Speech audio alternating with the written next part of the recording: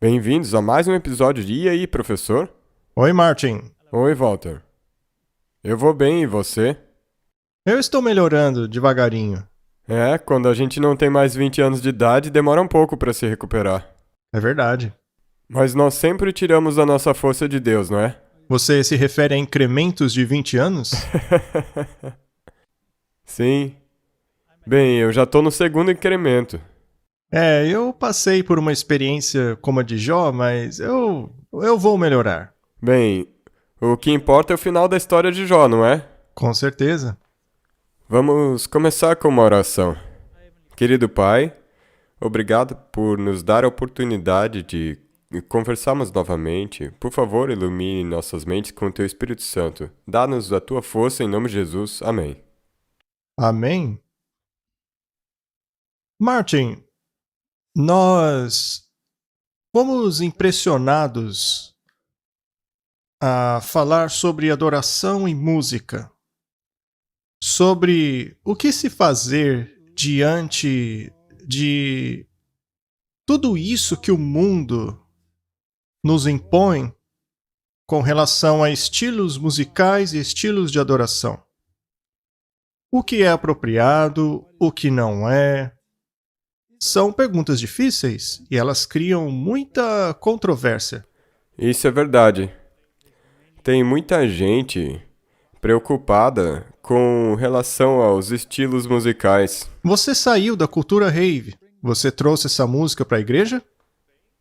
Bem, no início a gente tentou, mas não quando eu me tornei adventista. Mas no início, quando eu comecei a entrar no cristianismo, nós tentamos produzir música rave cristã. E você acha que isso é apropriado? Não. Aliás, quando o DJ está lá na frente, aquilo não é uma forma de adoração? Bem, se você considerar que muita gente diz que música é uma forma de Sim, religião, é verdade. eu também acho que é, então é uma religião. Você disse, o DJ fica lá na frente, ou mesmo qualquer artista que na verdade é ovacionado, ele fica lá na frente, recebendo toda aquela atenção, todo mundo levantando as mãos, balançando as mãos pro ar, pulando, gritando, chorando. Todo mundo tá focado E aí nele. trazem isso para a igreja. Pois é. Isso não seria adorar a mesma deidade que adorava na cultura rave? Infelizmente é assim que funciona. Muito bem. Então esta é uma pergunta complicada. As pessoas têm estilos musicais preferidos e elas acham que podem simplesmente transformá-los e trazê-los para a igreja. Esse é o problema, sabe? Muitos dizem, mas você pode usar essa música para atrair as pessoas. Mas se eu decido voltar para a música rave, para alcançar as pessoas de lá, será que ia funcionar? Eu duvido, Martin. Eu duvido. Você tem que sair desse sistema, deixá-lo para trás. E você tem que reaprender o que significa servir um Deus santo e exaltado. A música deve se parecer tanto quanto possível à música do céu, à dos corais celestiais. E a pergunta, naturalmente, é: como se parecem os corais celestiais? Será que o coral lá do céu canta rock cristão? Não depois dos estudos que eu fiz. Hoje eu sei do que se trata Deus. Independentemente do gênero que você está acostumado ou que gosta, existem certas mudanças que devem ocorrer. Deve haver uma reprogramação. Agora, o problema é que muitos de nós tentam reter as pessoas na igreja, transformando os nossos templos em algo parecido com o que há lá fora, para adaptá-las a esse ambiente cultural. Mas se analisarmos os resultados disso, vemos que essas igrejas se tornaram igrejas dominicais. Exatamente. Por exemplo, você deve se lembrar daquele One Project. O Projeto 1, eu acho que ainda funciona. Muitas igrejas que aderiram a esse projeto foram embora. Elas saíram, porque o estilo te leva de volta para sua cultura original, que, segundo eles, não é tão restritiva assim, é mais solta. Então, como funciona essa questão de mudança? Eu sou uma geração mais velha que a sua, não é? Eu cresci na época dos Beatles e Rolling Stones. E, aliás, alguns desses tiozões aí ainda estão cantando.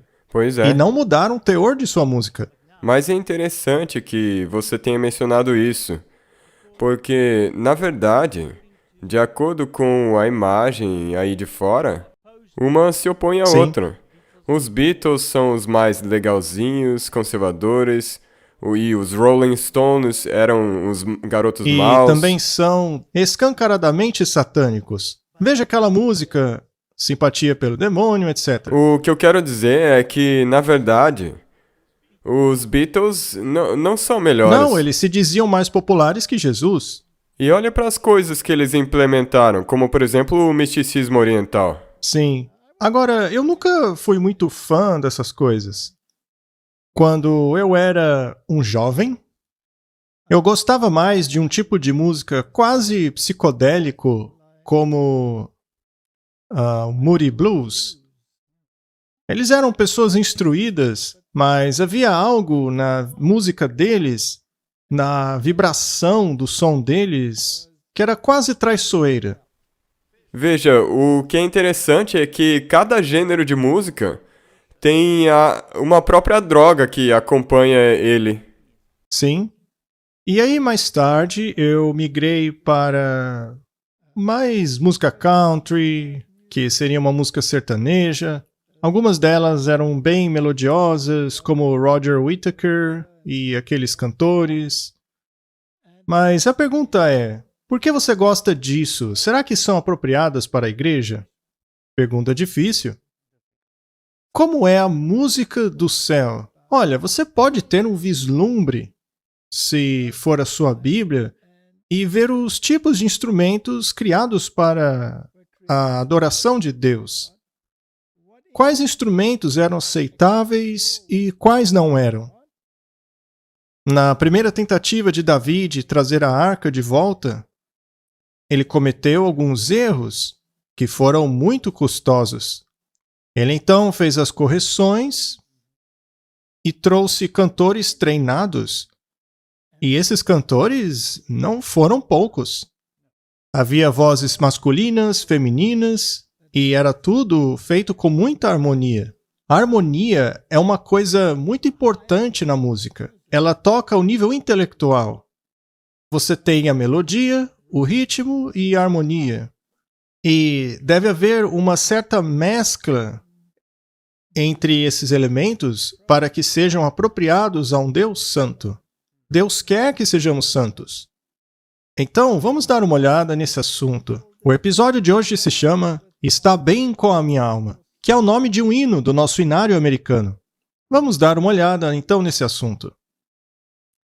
Há uma carta de 1850 no Espírito de Profecia que diz assim: vi que precisamos sempre crescer e manter a ascendência acima dos poderes das trevas. Eu vi que cantar para a glória de Deus muitas vezes expulsava o inimigo, e gritar o faria recuar e nos daria a vitória.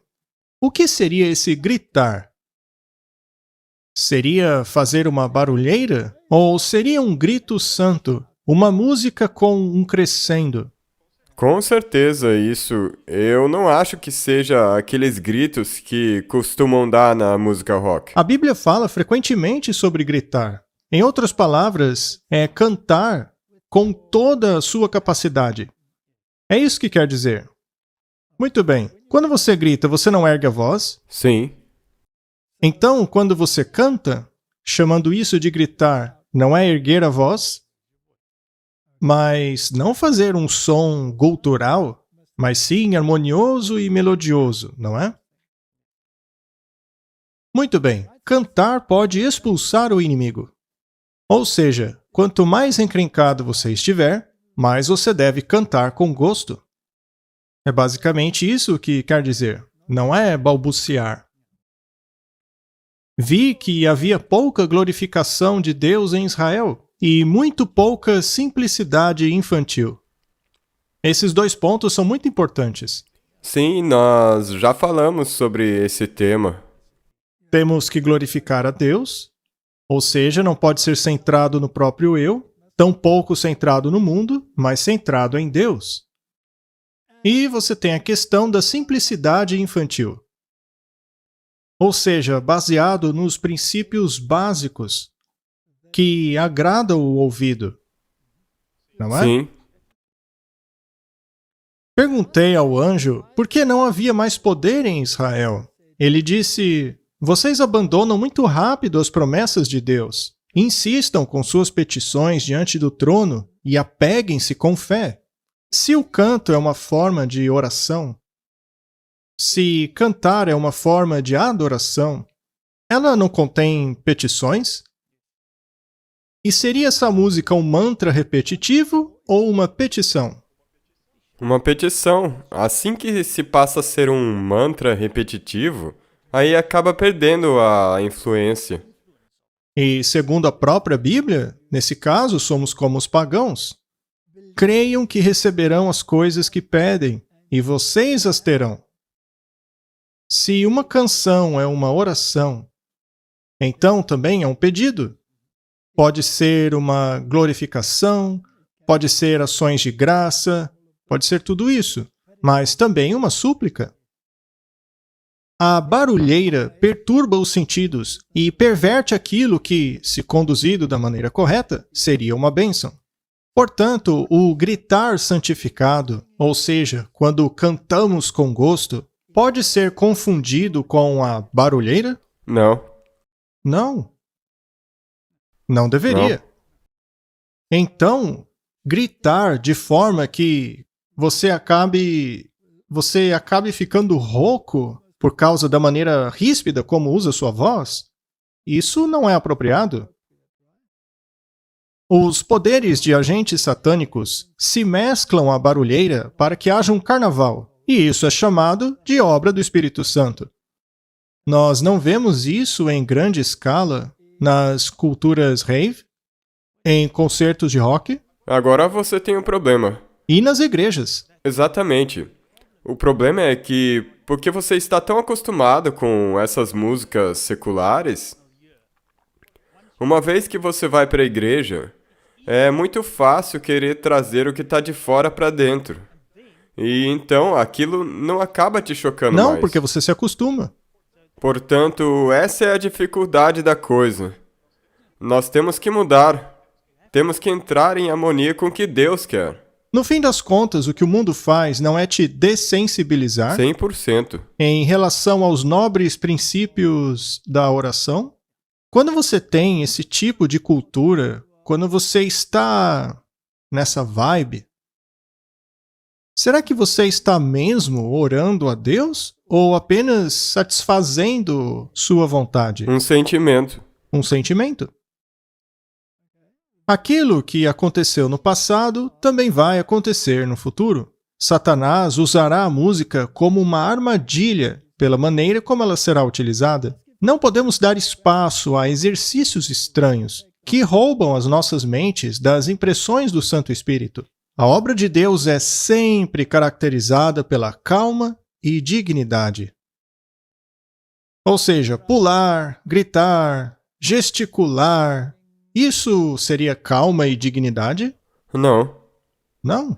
Mas aí você tem um problema. O que dizer a respeito da dança que era feita para o Senhor? Mas isso sempre ocorria num cenário de guerra, quando o povo saía para enfrentar um exército? Temos que analisar o contexto, não é? Correto? E quando voltavam para o templo, ali era adoração e a dança não era incluída. Temos aqui mais uma citação de Martinho Lutero. Ele tinha coisas interessantes a dizer. Ele era muito envolvido com música. Ele escreveu hinos maravilhosos. Não vejo valor em doidos que desprezam a música, porque ela é um dom de Deus. A música expulsa o diabo e torna as pessoas alegres. Elas esquecem a ira, a imoralidade, a arrogância e coisas do tipo. Depois da teologia, eu dou à música o lugar mais exaltado e honrado. Será então que a música expulsa demônios? Sim. Tá, mas e se a música for igual à da cultura rave ou dos shows de rock? Nesse caso, os demônios não se sentem confortáveis? Sim. Infelizmente, mas é assim. Muito bem. Mais uma citação de Lutero. A coisa que mais irrita o diabo é ensinarmos, pregarmos, cantarmos e falarmos de Jesus.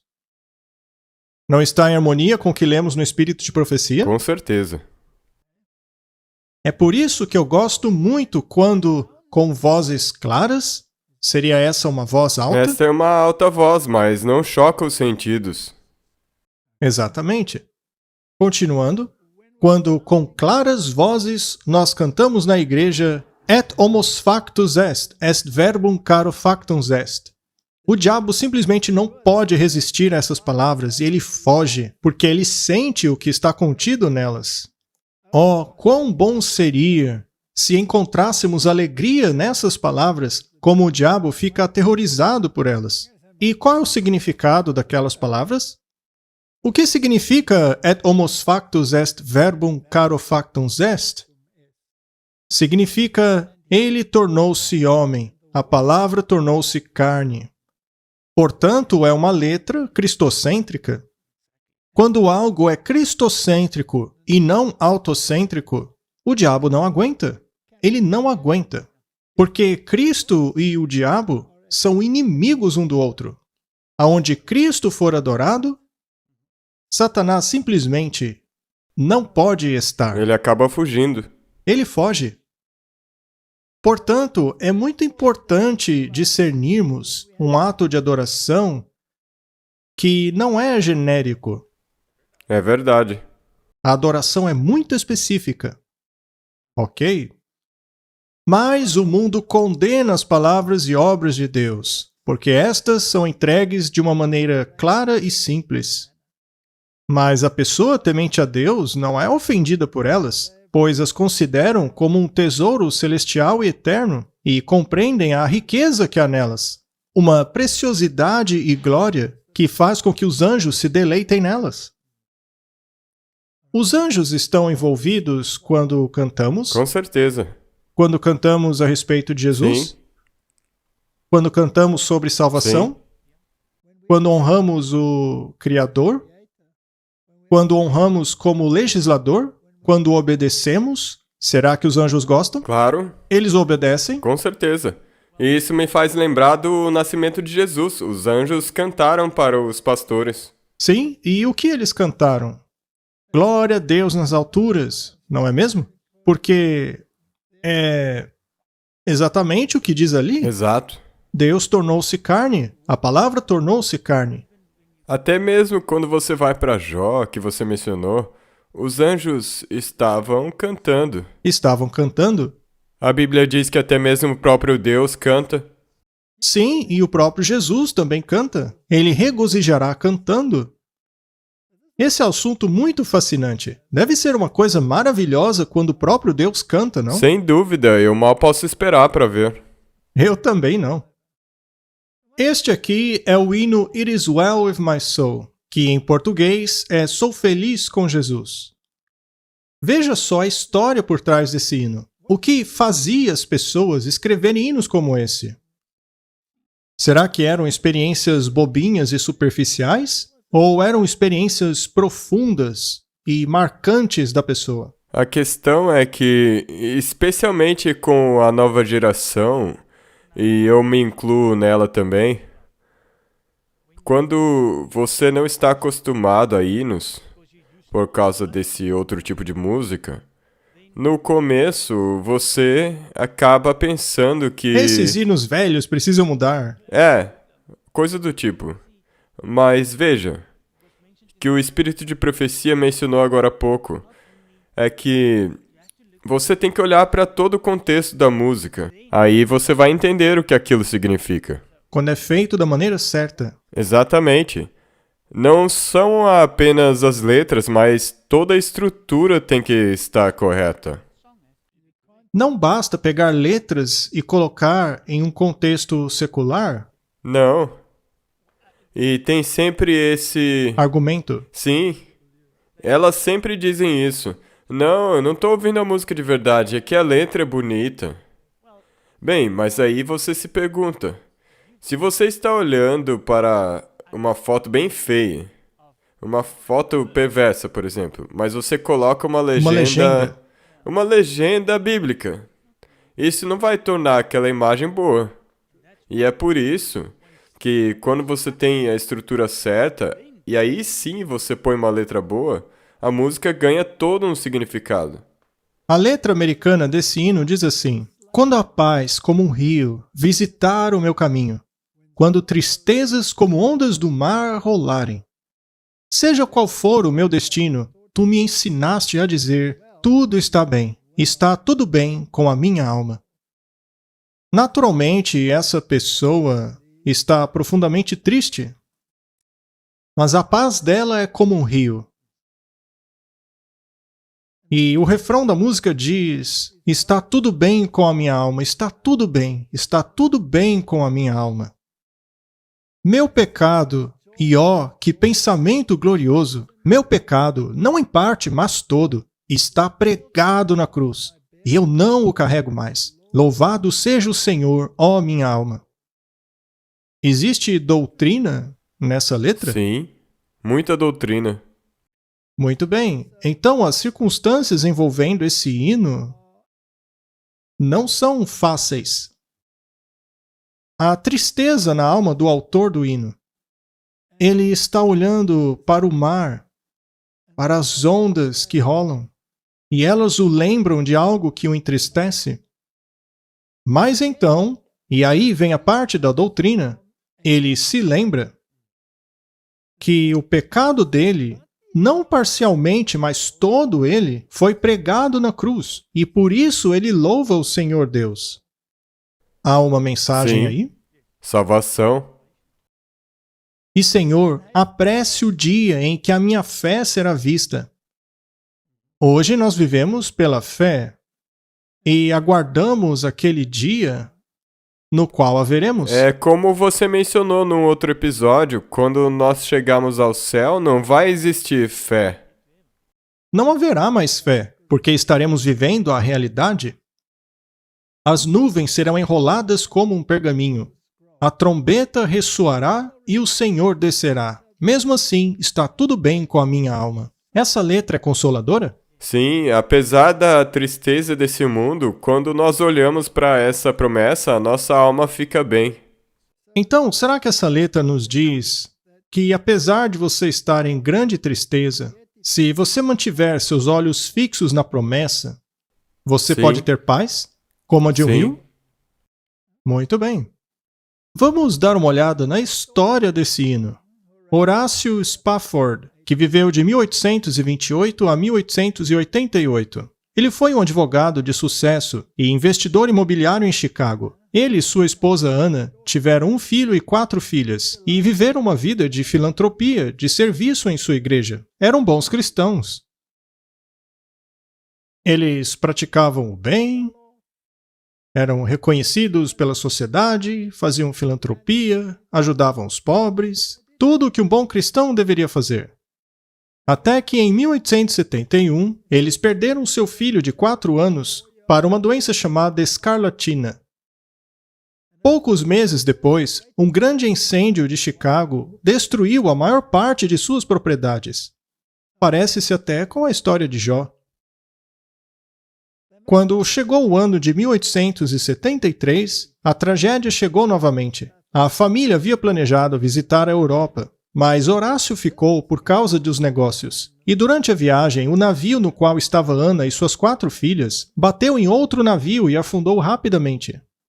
Apenas Ana sobreviveu. Ela então enviou um telegrama apressado e assustador a Horácio dizendo: "Apenas eu sobrevivi." Você pode imaginar a tristeza dos Spaffords ao receberem as notícias? Deve ter sido paralisante. Mas em sua viagem para encontrar-se com Ana, conforme seu navio aproximava-se do local de afogamento de suas filhas, ele foi inspirado a escrever as letras deste hino, It is well with my soul, sou feliz com Jesus. Ao contrário da maioria das músicas de lamento, ela foca menos naquilo que foi perdido e mais na esperança encontrada. Sem dúvida, os Spaffords ficaram abalados pela perda de suas filhas. Mas seu coração tornou para a fé em Deus em meio à perda e à obra de Jesus para resgatar os pecadores. O hino não diminui a dor da tragédia. Ainda assim, proclama que Deus está presente nela e é maior que a tragédia. Este hino não é cheio de significado? Claro.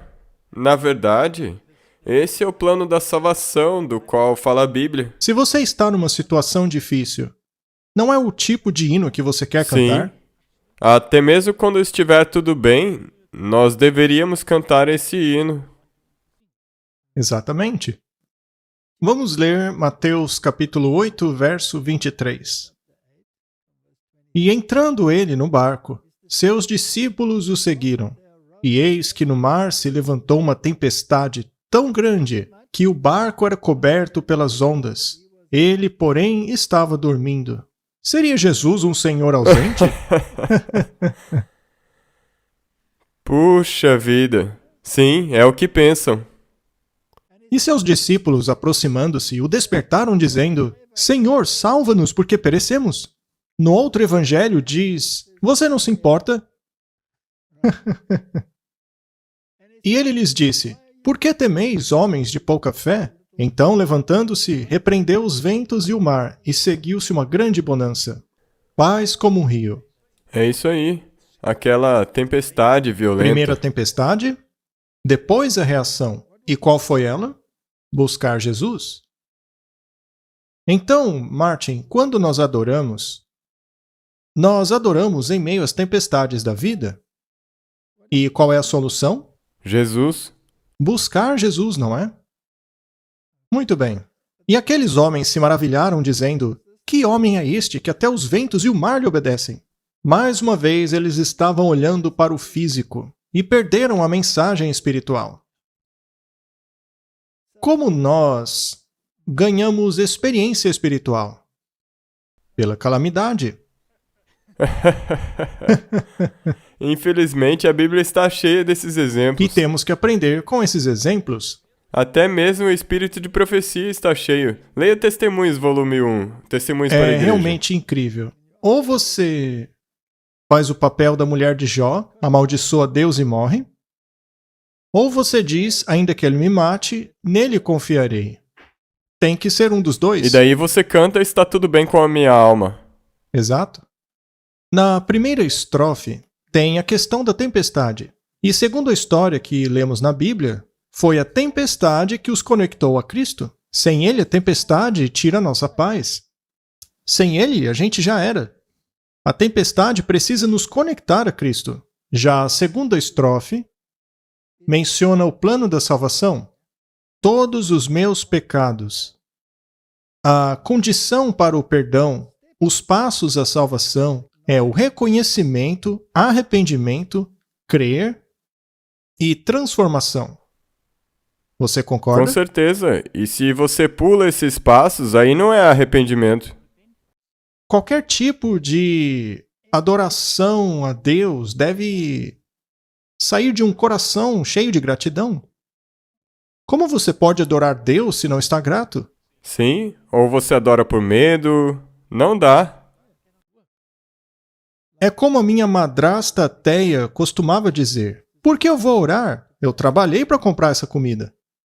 Eu então perguntei a ela: Mas foi você que criou a comida? Então você tem que reconhecer, tem que se arrepender, acreditar e ser transformado. Sem transformação é tudo inútil. Tem que ter um resultado. Tem que ter um resultado. Não pode ser apenas uma rotina diária, como ler um jornal. Não. Aqueles que esperam até serem mais dignos do favor divino, antes de se aventurarem a aclamar as promessas de Deus, estão cometendo um erro fatal. Somente Jesus pode nos purificar do pecado. Somente Ele pode perdoar nossas transgressões. Ele ouve e responde às orações daqueles que vão a Ele em fé.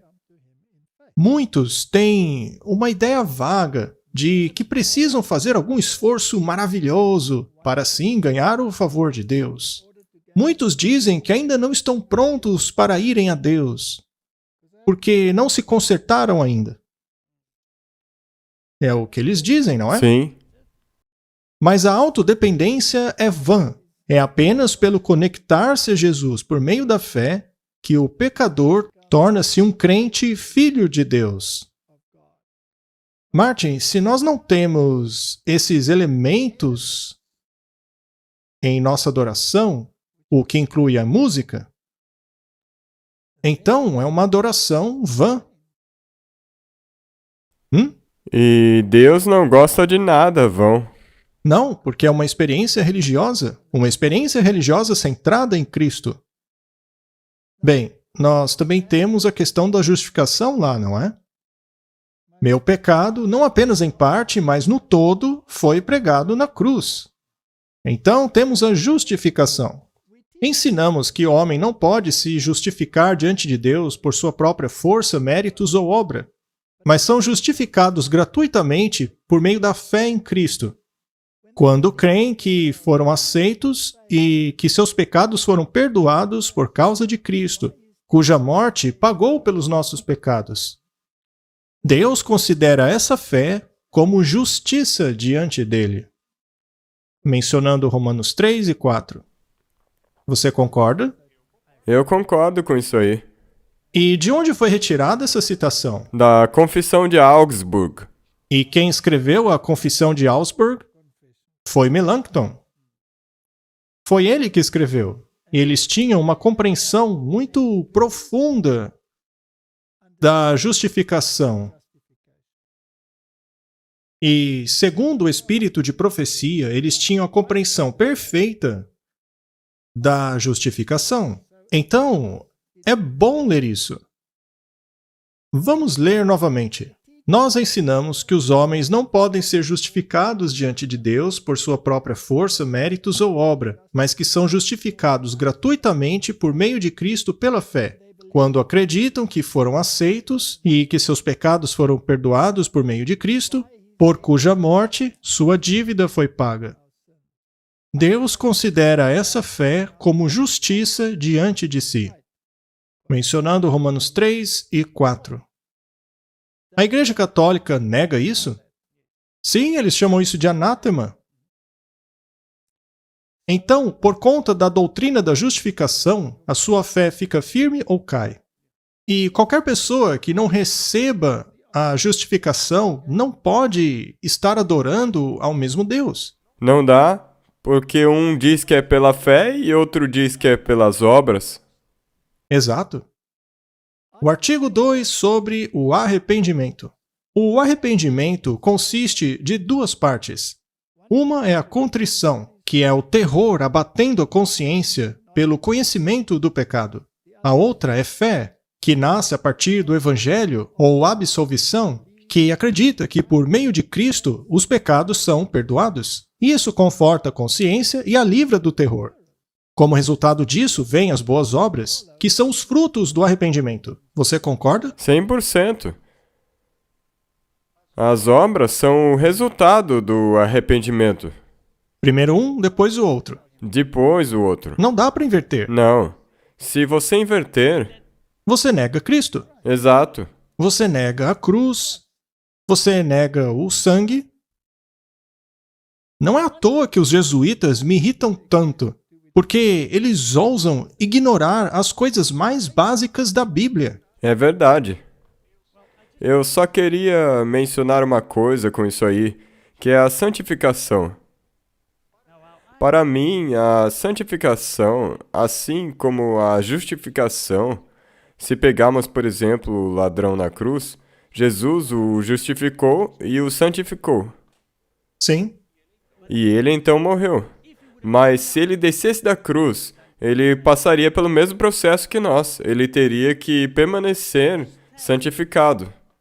Ou seja, permitir que Cristo trabalhe o caráter dele. Sim, e continuar. Exato. Então, a justificação é um decreto judicial. É um conceito legal.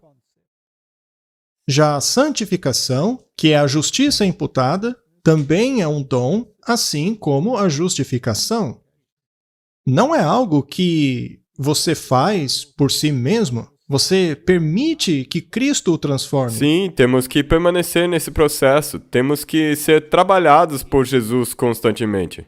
Considerando que temos a natureza humana, nós vamos cair, vamos tropeçar, mas temos que manter os olhos fixos na cruz e pedir constantemente que Cristo trabalhe o seu coração. O altar. É assim que funciona. A terceira estrofe do hino fala sobre a esperança do advento.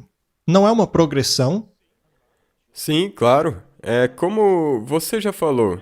Primeiro começou com Jesus, A tristeza. depois a tristeza, depois a santificação, depois a esperança, mas uma dependência constante. Agora chegamos na esperança do advento. Então, existe uma mensagem, tem uma teologia que está em harmonia com a Bíblia. Estes são os elementos. Não estamos falando de um hino específico dizendo, olha gente, agora só cante esse hino, tá bom? Não, não é isso. Estamos falando de princípios que constituem a música de adoração. Temos aqui um outro hino do hinário americano. A tradução é Quando eu contemplo a cruz maravilhosa. Vamos analisar sua letra. Quando eu contemplo a cruz maravilhosa, em que o príncipe da glória morreu, minha mais rica conquista eu considero como perda, e derramo desprezo sobre todo o meu orgulho. Veja a teologia dessa estrofe, Martin. Não é profunda? Sim, O que é que ela faz com a glória do homem? Joga na terra, não é? O espírito de profecia diz que a justificação joga a glória do homem na terra. E temos isso aqui. Nossa glória é jogada no pó. Derramo desprezo sobre todo o meu orgulho. Que Deus me proíba de me orgulhar, a não ser pela morte de Cristo, o meu Deus. Todas as coisas vãs que mais me encantam, eu as sacrifico através do seu sangue. Isso não revela um desejo de abandonar as coisas do mundo? tudo. Tudo, sem nos apegarmos a nada. Muito bem. Martin, você pode cantar isso somente por cantar. Lá, lá, lá, lá, lá. Mas você pode cantar participando da mensagem. Isso não muda algo em você? Com certeza, e isso nós gostaríamos de implorar com que as pessoas fizessem. Isso aconteceu comigo e com a minha esposa, uma vez que começamos a cantar e realmente a internalizar essa doutrina dos hinos que cantamos. Paulo diz, quando eu faço essas coisas, eu as faço pelo Espírito, com o coração, mas também com a mente. As duas coisas estão conectadas. Não podemos desconectá-las, porque daí os sentimentos começam a ganhar.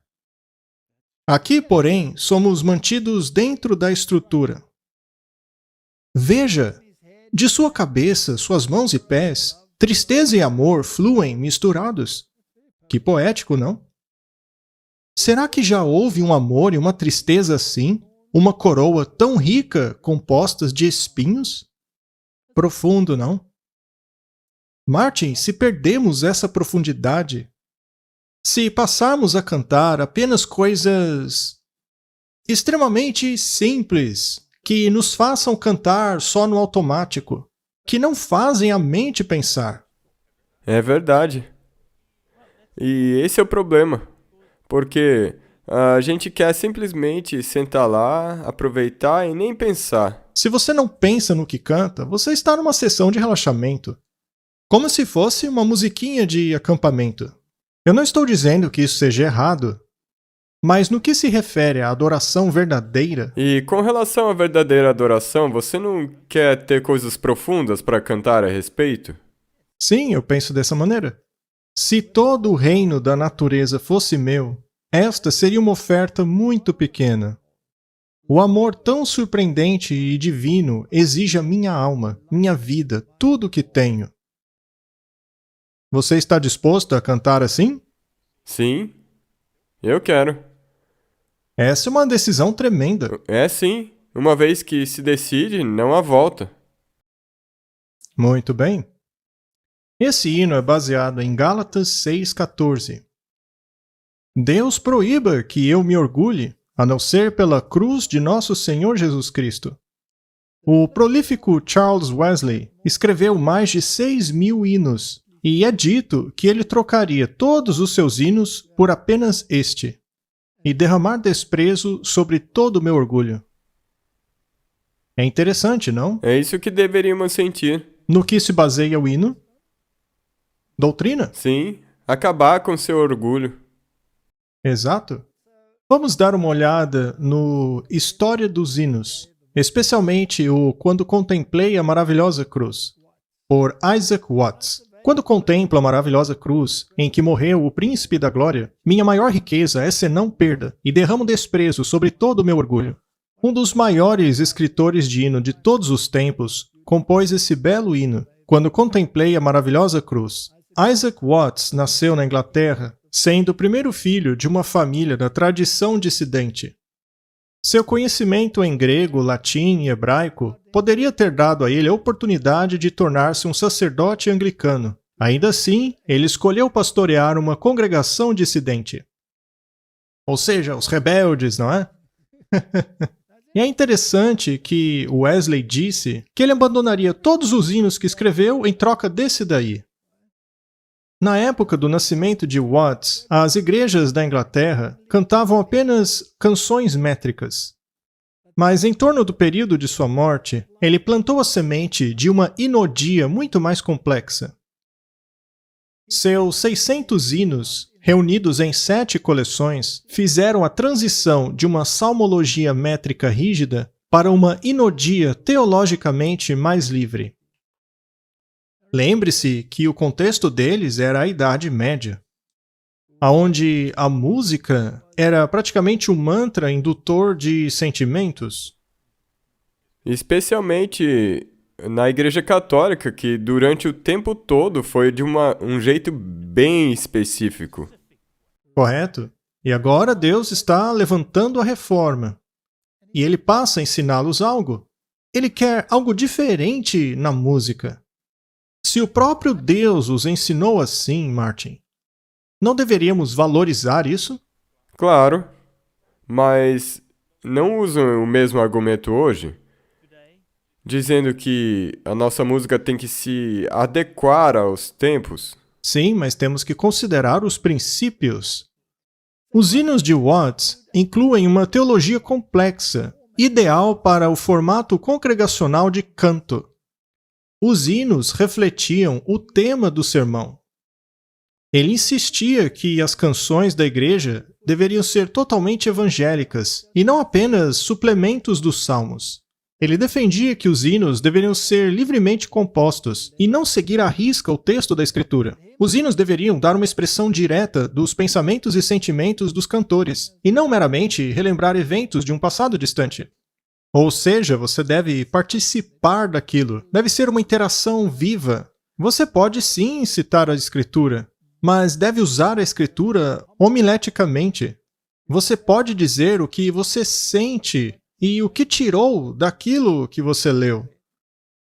Ele também escreveu textos para se adequar aos medidores de salmos mais comuns, permitindo serem cantados por qualquer congregação, de maneira que cada linha contivesse um pensamento completo. Isso era importante, uma vez que os hinos, assim como os salmos métricos antes deles, eram alinhados por um precentor ou líder da música. O líder cantava uma frase, enquanto que a congregação repetia aquilo que havia sido cantado. Se um pensamento estava espalhado em 2 frases, ele seria quebrado por essa técnica de ensino. O que Watts fez foi melhorar esse processo ao incluir um pensamento completo em uma única frase tanto quanto possível. Muito bem, se você analisar esse método, um pensamento completo em uma única sentença é fácil de internalizar. E isso também faz com que fique fácil de memorizar. Sim. E se você acrescenta a rima, é ainda mais fácil. É por isso que você pode usar as escrituras e introduzir a rima, para que assim fique mais fácil de memorizar. Outro exemplo do impacto de sua teologia sobre os hinos é o de que ele utilizava os textos do Antigo Testamento de forma a refletir a presença de Cristo, fazendo assim os seus hinos virem Deus o Pai da perspectiva de Deus o Filho. É incrível. Ou seja, ele estava interpretando o Antigo Testamento, utilizando como um expositor do Novo Testamento. E é exatamente o que deve acontecer até mesmo na pregação. Correto?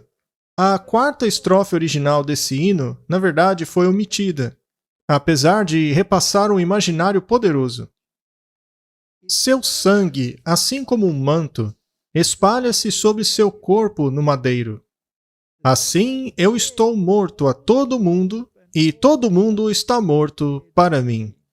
É interessante que tenham tirado essa estrofe. Eu gosto bastante dela. Ela é muito teológica. É muito profunda. E também tem essa ideia de que você deve se separar do mundo. Sim. O mundo não tem lugar na igreja. Não. Nada. Deus disse que estamos no mundo, mas não somos do mundo. Correto. Martin, será que isso rouba a alegria e a experiência? Não. De jeito Tudo nenhum. que é bíblico só aumenta a experiência. Veja, isso faz todo sentido. Você se lembra que recentemente mostramos um vídeo daquele cara correndo pra lá e pra cá, gritando que podemos adorar em qualquer Adore dia? qualquer dia, esqueça essa bobagem do sábado. Deus é o Deus da segunda, da terça, do domingo, quarta, seja lá qual for. Então, como encaixar aquilo nesse tipo de música? São duas coisas tão distantes assim como o Ocidente está do Oriente. Quando uma igreja levanta as mãos batendo palmas para uma música como aquela, é melhor sair daquele prédio, pois aquilo se tornou casa de demônios. Sim, é só barulheira. Agora, veja só. As pessoas dizem que você pode usar qualquer música para alcançar as pessoas onde estiverem e trazê-las para cá. Mas se for assim, a primeira vez que eu ouvir um hino, eu vou pensar, que é isso? Exato. E as duas últimas linhas da estrofe formam um quiasma. O himnologista J. Richard Watson diz o seguinte: um sobrecruzamento na maneira como a letra grega ti é encontrada no quarto verso, que toma sua ideia de Gálatas 6:40, e perceba que cruz, que é formada entre as palavras morte e mundo naquelas duas linhas. Quando eu contemplo a maravilhosa cruz, é um dos mais nobres poemas de Watts e um excelente exemplo do porquê ele é considerado essencial na transição para a hinodia. O reverendo Carlton Young, editor do Inário de 1989, salienta que esse hino é claramente algo diferente dos primeiros poemas de Watts, que podem ser caracterizados como poesia devocional ou paráfrases de salmos. Vários hinólogos dizem que este hino, o primeiro publicado em Hinos e Canções Espirituais em 1707, é um exemplo excelente de muitas das suas melhores técnicas, assim como a sua habilidade de escrever linhas iniciais que já capturam a atenção da pessoa, mantendo o tema e levando a um clímax. Escrever um hino, Martin, é um processo complexo. Sim, pois tem toda uma construção que você mencionou. Não é apenas escrever uma letra. E tem emoção? Tem sentimento? Sim, Tem doutrina? sim. Doutrina, sem É dúvida. cristocêntrica? Sim, Fala sobre a salvação? sim, Sobre questões da salvação? sim. E a estrutura dele tem um ritmo, tem a melodia, tem a harmonia. Está tudo lá. O Inário da Igreja Metodista Unida é dividido em duas melodias diferentes. A primeira, de Lowell Mason, foi escrita em 1824. Essa melodia originou-se do canto gregoriano, presumidamente do Benedictus. É isso que acontecia na Idade Média, durante o tempo da Igreja medieval, não é? Foi primeiramente publicado na terceira edição da coleção de música de igreja da Sociedade Handel e Haydn de Boston. A segunda melodia, Rockingham, composta pelo inglês Edward Miller em 1790, sendo primeiramente combinada ao texto no Hinos Antigos e Modernos de 1861. Este hino é especialmente poderoso, pois inclui muitas ferramentas poéticas. Por exemplo, oxímoros são encontrados 2 vezes na primeira estrofe. Minha maior riqueza eu conto como perda. E isto é um oxímoro? Pois como sua perda pode ser um ganho? E derramo desprezo sobre todo o meu orgulho. Isso também é uma contradição. Então, temos uma técnica aqui. E a terceira estrofe contém um paradoxo, no Coroas de Espinhos. E existem 2 perguntas retóricas na segunda metade dessa estrofe. Teriam sobre ela o amor e a tristeza se encontrado? Ou espinhos tornado a coroa tão valiosa? E a música termina com um clímax. Isso exige a minha alma, minha vida, meu tudo. Então tem uma teologia profunda aí. Também existe oxímoros, 2 contradições que se tornam uma realidade. Fé é a substância daquilo que se espera, a evidência daquilo que não se vê. Isso é um oxímoro? Sim, é um paradoxo. É um paradoxo muito bíblico. Até o espírito de profecia utiliza esse tipo de linguagem. Sim, e se você não tem fé, não pode agradar a Deus. Você tem que aceitar o paradoxo. Sim. O que significa que você tem que aceitar a justificação. Quando eu contemplo, é um hino saturado de teologia, um chamado para uma resposta emocional com o cantor. A emoção está A envolvida. emoção está envolvida? O hino foi transformado em um estatuto de fé que ultrapassa as gerações e barreiras denominacionais. De acordo com o estudioso de hinos Lionel Eady, a frase "as coisas vãs que mais me atraem, eu as sacrifico" tem um significado pessoal para cada cantor. Então você pode cantar essa música e relacionar-se com ela. Sim, pode ser para toda a congregação cantando. Ainda assim, também é individual. Exato. Você não está cantando um mantra. E é a mesma coisa com relação à emoção que nós mencionamos antes. Sim, existe emoção envolvida, só que ela tem que estar na ordem correta. Ela não pode ser a força motriz. Exato. É uma coisa que exige ou ação ou renúncia. Os 3 penhores no clímax do hino, minha alma, minha vida, meu tudo, eram sacrifícios requeridos apenas daqueles que tinham feito os votos monásticos. Agora é exigido de você, esses votos monásticos, naturalmente, eram feitos sobre um princípio errado, porque eram associados à automutilação. Sim, e novamente, isso aí é egoísmo. A automutilação não nega a cruz? Sim. Com certeza. A teologia desse hino funciona poderosamente no contexto de um culto de adoração. Prestes a receber o sacramento, o poeta medita sobre o amor que tornou aquele instrumento judicial de tortura e morte num canal de compaixão divina. Esse hino é uma verdadeira obra-prima que revela a genialidade de um homem e de sua influência em milhões de cantores ao longo dos séculos. Segundo o Dr. Young, esse hino construiu uma ponte entre a salmologia e a hinodia e liberou a igreja para criar um corpo vivo de Cristo nas músicas. Isso sempre foi o que Deus quis. Deve ser algo pessoal, mas baseado nas Escrituras. Vejamos agora outro hino, Martin. Estamos utilizando esses hinos como exemplos para olhar as estruturas, as metodologias de como deve ser um hino. Mas não estamos dizendo para focar apenas nesses. A ideia é ter um parâmetro geral, para que assim possamos saber o que realmente envolve uma música de adoração a Deus. Especialmente quando se usa a música. Claro. Essa aqui é um pouco mais livre. Meu Jesus, eu te amo. Eu sei que és meu. Por ti, todas as tolices do pecado eu renuncio. Meu gracioso Redentor, meu Salvador és tu. Se alguma vez te amei, meu Jesus, é agora. Essa é uma canção feliz? Há muita gratidão nela. É uma resposta ao que foi feito na cruz. Deveríamos ter isso em nossos hinos? Sim. Deve haver uma expressão de gratidão. Exato. Eu te amo porque tu me amaste primeiro e compraste meu perdão no madeiro do Calvário. Eu te amo por usares os espinhos na tua testa. Se alguma vez te amei, meu Jesus, é agora. Existe teologia aí? Lindo demais.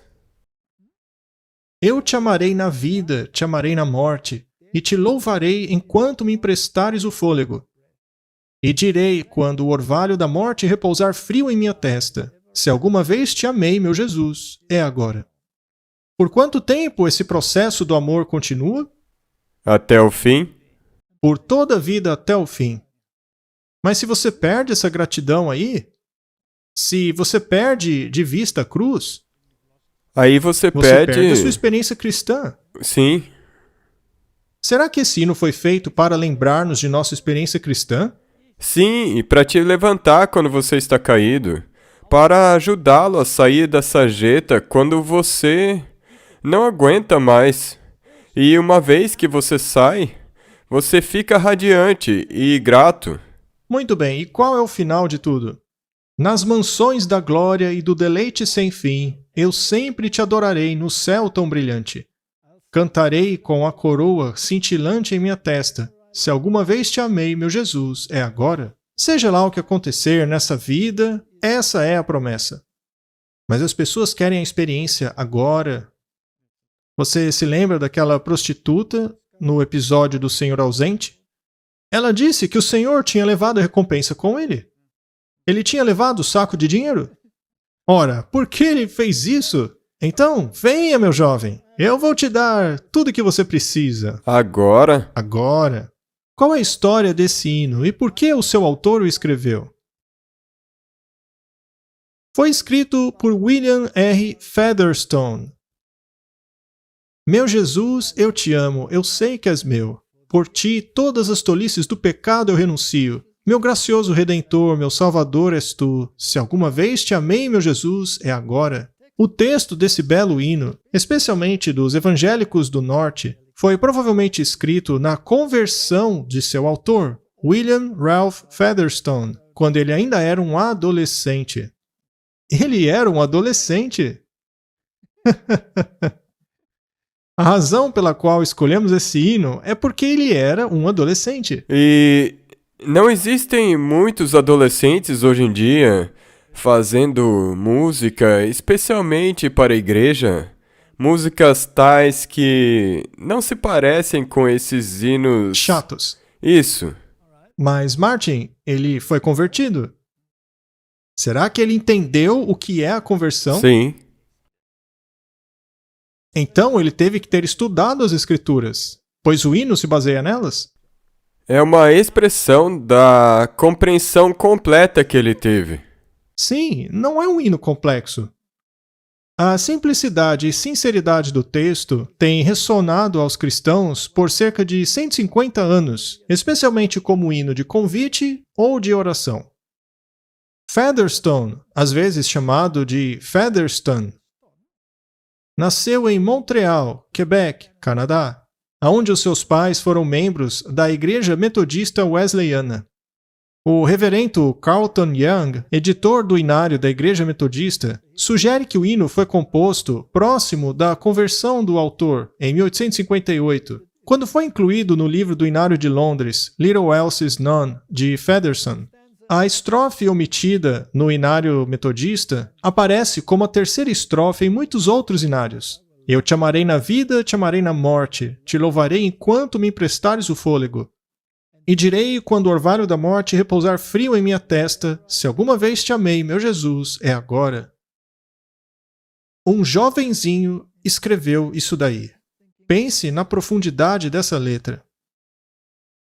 Essa estrofe caracteriza a inodia romântica do século XIX, com o seu foco na morte. A estrofe final, fazendo alusão às mansões da glória no céu, servem ao mesmo propósito, mas de uma maneira positiva.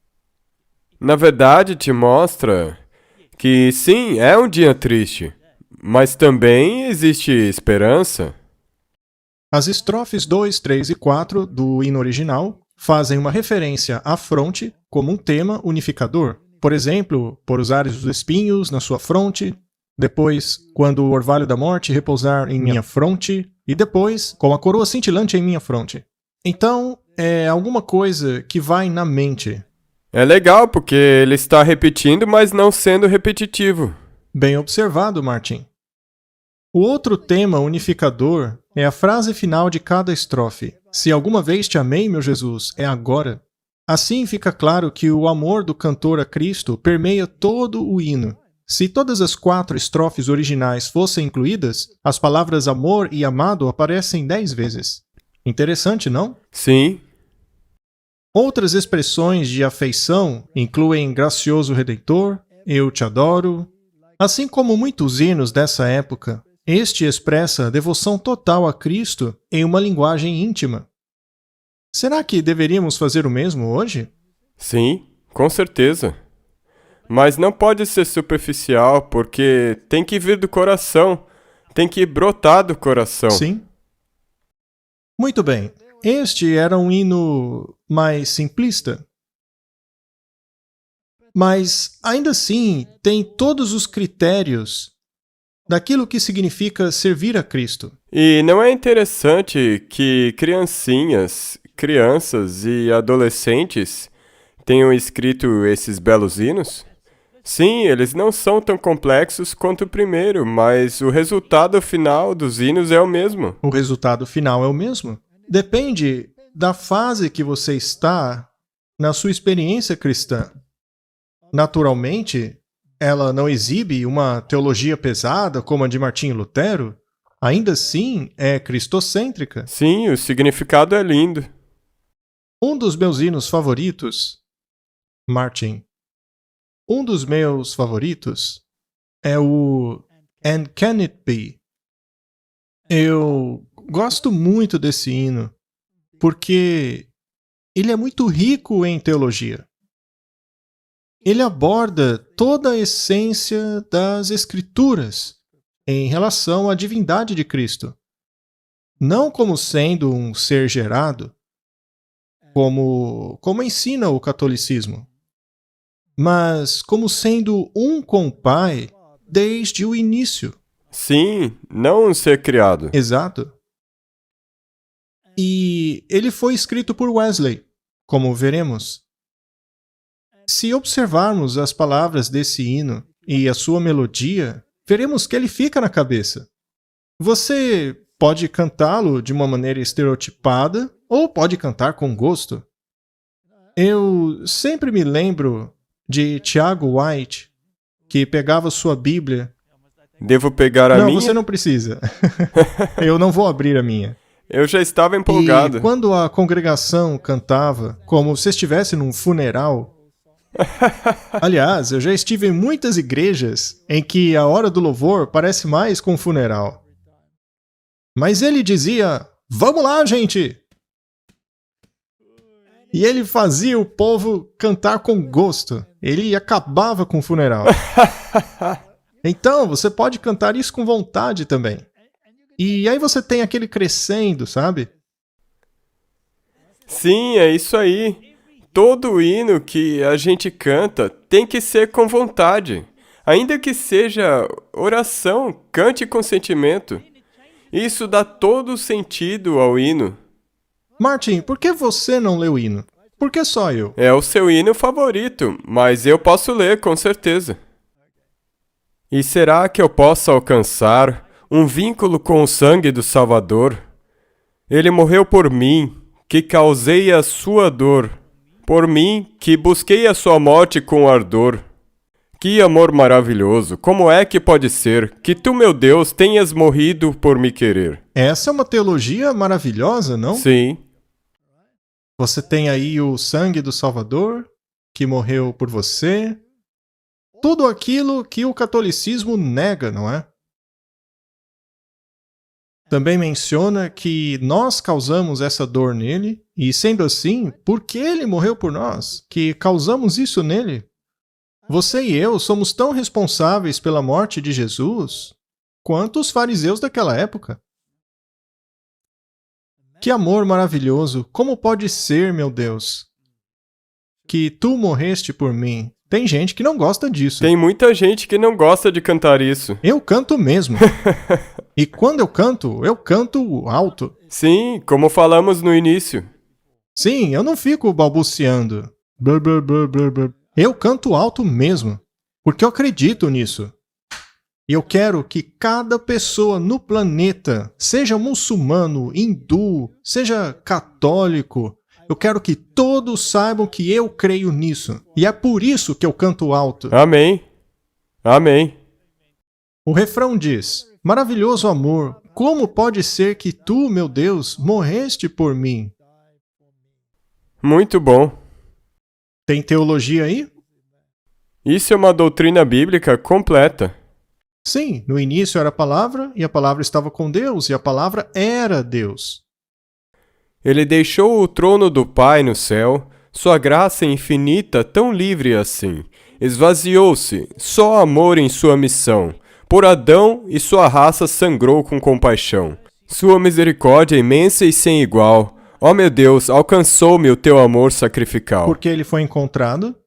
Por causa da graça infinita, a graça infinita do Pai. É uma música de conversão. Sim, Ele foi achado. sim, convertido, arrependido. O que o converteu? O entendimento dele do que aconteceu. Será que ele não tem um entendimento bíblico do plano da salvação? Não dá para cantar isso se você não tem. Sim.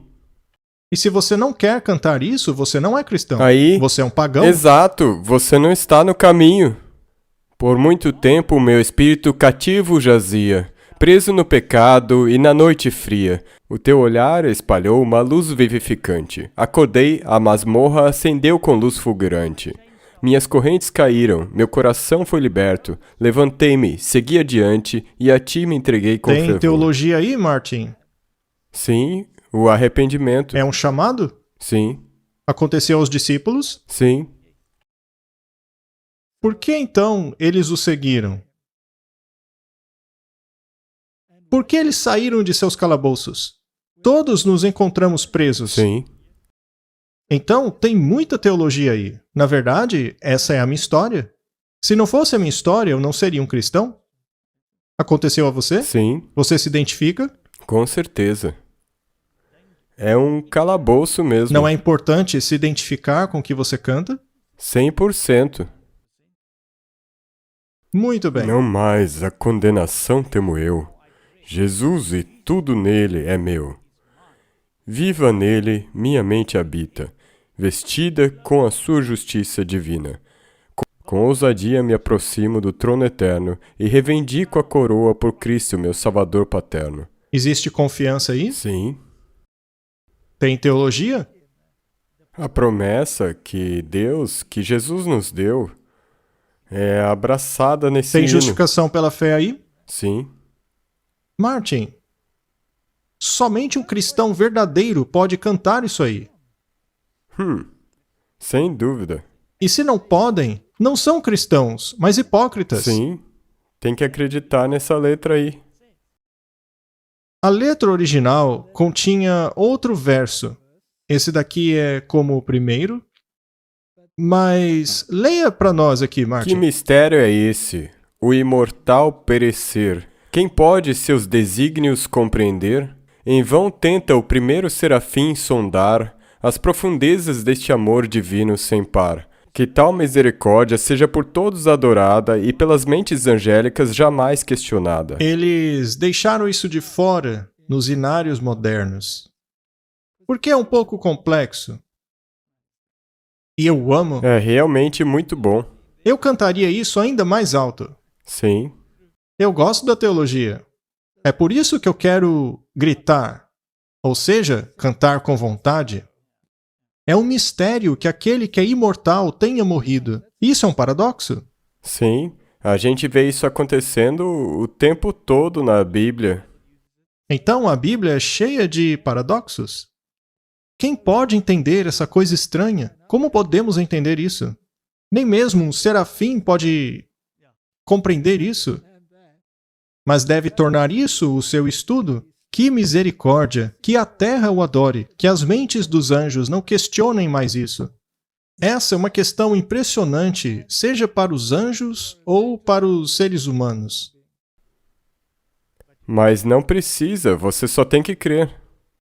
Então, no original haviam 4 estrofes, mas eles removeram as complexas e hoje só tem 4. Em nosso inário hoje seria a estrofe 4.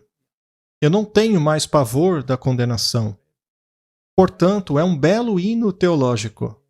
E o refrão é: como pode Deus morrer por mim? Eu acho que isso é algo que deveríamos cantar bem alto. Martin, você acha que uma letra como essa irrita o diabo? É como disse Martin Luther, ele sai correndo em disparada. Deve irritar ele de um jeito indescritível. Só isso me faz querer cantar.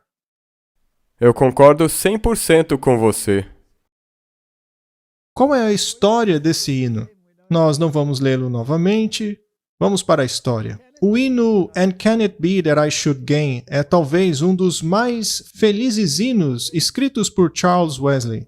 No dia de Pentecoste, 3 dias antes de seu irmão John ter experimentado seu coração estranhamente aquecido, John estava convalescendo na casa de John Bray, um mecânico pobre, quando ouviu uma voz dizendo: "Em nome de Jesus de Nazaré, levanta e creia, e serás curado de todas as suas enfermidades." A voz era parecida com a irmã de Mr. Bray, que sentiu-se compelida a dizer essas palavras em um sonho.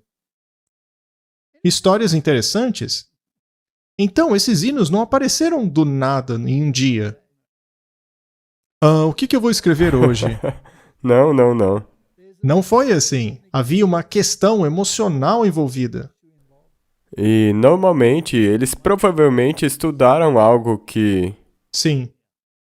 E, aliás, como se faz um sermão? Se aquilo é um peso para você, se você pensa, puxa vida, tenho que escrever mais um sermão, talvez você precise tirar férias. Sim, se você está nessa situação e você é um evangelista e prega a palavra e você está... então, tire umas férias. Sim, e se você continua a ler a sua Bíblia e o espírito de profecia, você vai ter sermões infinitos para pregar. O escritor de hinos anglicano Timothy Dudley diz que aconteceu o seguinte: Charles saiu da cama e abriu sua Bíblia no livro de Salmos. Ele colocou uma nova canção em minha boca, de louvor ao nosso Deus, seguido pelo primeiro verso de Isaías 40. Conforte o meu povo, diz o seu Deus. Ele então escreveu assim em suas anotações: eu me achei em paz com Deus e me alegrei na esperança do amor de Cristo.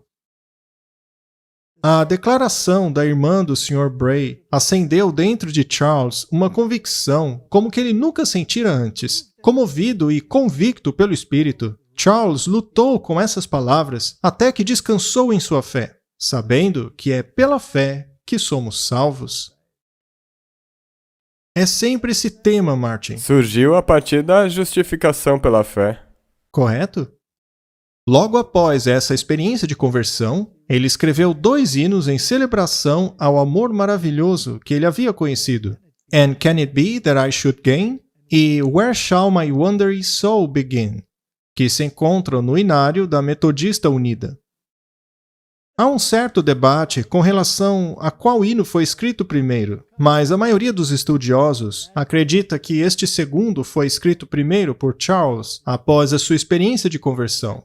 Ainda assim, ele está na cronologia de Wesley e permanece sendo como um de seus hinos mais notáveis, expressando, como nenhum outro, a alegria arrebatadora de receber a salvação. As pessoas podem procurar na internet e ver que indivíduos e até mesmo corais cantam esses hinos. Eles podem ouvir ao patos e a energia que sai desses hinos e internalizar as palavras e constatar se isso te exalta ou se parece com um mantra. Sim. O texto do hino é bastante direto. Wesley começa com a exclamação: "Como pode ser que eu ganhe o interesse do sangue do meu Salvador?" Essas palavras são seguidas por uma pergunta retórica: "Ele morreu por mim, que causei a sua dor?" Isso é típico do estilo poético de Charles. O imaginário que ele usa para cada estrofe é comovente, especialmente no caso da quarta estrofe, uma referência à milagrosa libertação da prisão de Pedro e Paulo, como descrito em Atos capítulos 12 e 16. A primeira estrofe expressa maravilhamento ao ato redentivo de Deus e sua oferta de graça gratuita a todos, apesar de termos causado essa dor a ele. Esse maravilhamento é mais à frente enfatizado pela frase repetida "por mim" nas linhas 3 e 4. A segunda estrofe continua com esse sentido de maravilhamento, com a primeira frase "esse mistério que o imortal morre". Aqui, Charles captura o paradoxo desse mistério, a morte redentiva e a ressurreição de Cristo, dizendo que até mesmo o chefe dos anjos não pode compreender a profundidade do amor divino. E na estrofe 3, ele fala sobre a encarnação, ecoando Filipenses 2, 6 a 8, nas linhas 3 e 4, que dizem: "Esvaziou-se de tudo, menos do amor, e sangrou pela impotente raça de Adão." Já a estrofe 4 compara a nova liberdade da humanidade com a milagrosa libertação de Pedro da prisão. Então, Wesley pega emprestado uma frase de uma história popular romântica fictícia de seus dias, chamada Heloísa a Abelardo, por Alexander Pope, que diz: "Teus olhos difundiram um raio vivificador, para simbolizar o poder e amor de Deus em descer para salvar os cativos."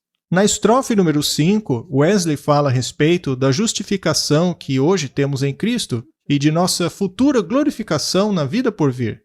Na primeira linha, que diz: "Não tenho mais pavor da condenação", é uma alusão a Romanos 8:1, que diz: "Portanto, agora não há condenação para aqueles que estão em Cristo Jesus." E aí, tem teologia nisso? Sim. Foi a experiência de conversão dele. Martin, que conhecimento esse pessoal tinha no momento da conversão deles? É fantástico, não é? Não é? Toda essa teologia já estava ali.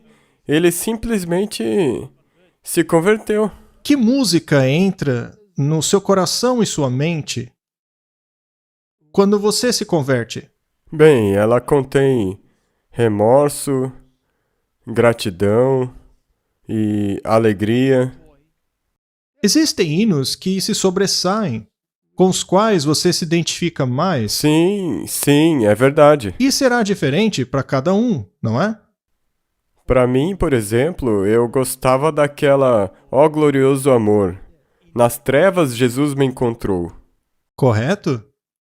Martin, quando eu era um ateu e descobri que o que Cristo fez por mim, um hino com o qual eu me identificava era o "Como é doce crer em Jesus, aceitar a tua palavra", que aliás eu nunca tinha feito antes.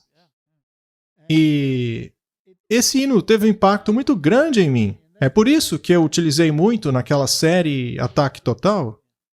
Muitos dizem que aquela série não é cristocêntrica, ou pelo menos não cristocêntrica o suficiente, porque ela foca muito naqueles assuntos do que está de errado no mundo, etc. Ora, por que eu escolheria esse hino se ela não fosse cristocêntrica? Quando o lixo finalmente vai embora, o que resta é Cristo. Exato. E se você... Isso é para te mostrar todos esses enganos que te afastam de Cristo. Então é cristocêntrica, porque tudo isso, como você disse, é para tirar a cortina de fumaça e te levar onde ele está. Exatamente. Como é doce crer em Jesus. Então, Martin, existem certos hinos que tocam na gente, mas eles precisam ter essa profundidade teológica neles. O hino apareceu primeiro no Inário de John Wesley, de 1739, Hinos e Poemas Sacros. Desde a sua primeira publicação, ele foi incluído nos hinos metodistas, assim como nos hinos de muitas outras denominações protestantes. É como se os metodistas levaram a questão do hino a um patamar superior. Ele escreveu 6.000 hinos. E o adventismo tem muitas raízes no metodismo. Porque o metodismo, pela primeira vez, salientava a santificação. Não podemos ficar apenas na justificação, porque sem santificação ninguém verá a Deus. Ou seja, se não permitirmos que Cristo nos transforme E ficar firme. nós não teremos a vida eterna. Precisamos ser transformados. Muito bem. Com exceção da omissão por parte de John da quinta estrofe original, o hino permanece como na sua forma original. A estrofe retirada fala da certeza pessoal da salvação. Talvez Wesley a tirou por causa de seu caráter extremamente pessoal e contribuição relativamente pequena ao tema geral e estrutura do hino. Seu caráter pessoal pode ser mais apropriado em alguns cenários evangélicos, tem pouca relevância na comunidade de adoração em geral. Bem, se é o caso ou não, tudo bem, mas eu gosto da quinta estrofe. Martin, por acaso você acha que, de maneira geral, os nossos hinos acabaram perdendo a importância? Sabe onde eu vejo isso? Quando eu entro numa igreja e vejo todo mundo cantando. As pessoas, na verdade, não estão gostando daquilo. Mas se você for a uma igreja que cante os mesmos hinos, mas com alegria e gratidão, é outra coisa. Totalmente diferente. Tudo depende do estado de mente e do coração. E hinos não são chatos. O problema é que as pessoas tornam o hino chato. Você está corretíssimo. Vamos terminar com uma citação do Espírito de Profecia. A arte da melodia sagrada foi diligentemente cultivada na escola dos profetas. Nenhuma valsa frívola era ouvida, nenhuma música irreverente que pudesse tirar a atenção do homem de Deus, mas salmos sagrados e solenes de exaltação ao Criador, exaltação ao seu nome e menção de suas maravilhosas obras. A música era feita para servir um sagrado propósito, para exaltar os pensamentos àquilo que é puro, nobre e elevado, para despertar a alma à devoção e gratidão a Deus. Martin, essa é a questão. Devemos voltar para essa forma de adoração. Devemos estudar por que estamos cantando o que estamos cantando, o que significa o que estamos cantando, como isso aplica-se a nós pessoalmente. Quando fizermos isso, não vamos mais murmurar. E o que acontece quando você entra numa igreja e antes do sermão e tudo mais, é cantado um hino de adoração e todo mundo canta com gosto? O culto inteiro acaba seguindo aquele ânimo inicial. Correto? A música é parte da adoração de Deus nas cortes celestiais. E devemos nos esforçar em nossas canções de louvor, nos aproximarmos tanto quanto possível da harmonia dos corais celestes. O treinamento apropriado da voz é importante na educação e não deve ser negligenciado. Cantar, como parte do culto religioso, é tanto um ato de adoração como é a oração. O coração deve sentir o espírito da canção para dar a ela correta expressão. Martin, essa é a base do significado da música de adoração. Se redescobrirmos isso, que diferença vai fazer? Bem, nos últimos 7 anos, toda essa questão de música realmente transformou a minha vida. E eu tenho que dizer que Uma vez que você permite que Deus mude aquilo que você entende por correto para aquilo que Ele pensa ser música sacra, então o mundo inteiro novo se abre. Correto? Que Deus nos dê sabedoria, conforme contemplamos essas coisas. Essas são apenas algumas ideias daquilo que constitui a verdadeira adoração de um Deus santo, de um Deus que morreu por nós. Que Deus nos dê sabedoria, certo? Vamos orar. Querido Pai, queremos servi-lo, não apenas em doutrina, mas também com a música. Queremos ser parte daquele coral celestial. Queremos cantar com alegria, com gratidão, com entendimento do plano da salvação, de forma que as pessoas possam saber aquilo que acreditamos e por que acreditamos. Dá-nos uma nova experiência, que o verdadeiro Espírito Santo nos reavive para aquilo que perdemos. É minha oração em nome do Senhor Jesus. Amém. Amém.